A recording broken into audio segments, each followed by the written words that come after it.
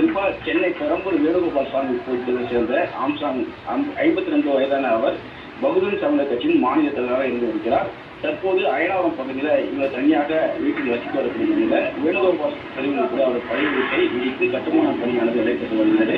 தினமும் அந்த இடத்துக்கு வந்து கட்டுமான பணியை பார்வையிடும் ஆம்சாங் அவர்கள் இன்றும் அந்த போல கட்டுமான பணி நடைபெறும் இடத்தில் இருக்கும்போது மர்ம கும்பல் ஒன்று அவருடன் பேச்சு கொடுத்தவாறு அவர் வெட்டி கொலை செய்துவிட்டு தப்பி ஓடி இருக்கிறது. இது தொடர்பாக அவர்கள் கொடுத்த தகவலின் அடிப்படையில் தான் சொமோட்டோ அல்லது உணவு டெலிவரி செய்யக்கூடிய இந்த ஆடைகளில் வந்து இவர்கள் இந்த கொலை சம்பவத்தை அரங்கிட்டிருப்பதும் தெரிய வந்திருக்கிறது. தற்போது தொடர்பான சிசிடிவி காட்சிகள் வெளியே இருக்கக்கூடிய நிலையில் அதனை வைத்து போலீசார் வந்து தீவிரமான விசாரணை நடத்தி வருகிறார்கள். யார் இந்த கொலையை செய்தார்கள் என்ற விவரங்களை சேகரிக்கும் பணிகளிலும் தற்போது ஈடுபட்டிருக்கிறார்கள். புதிய நிகழ்வு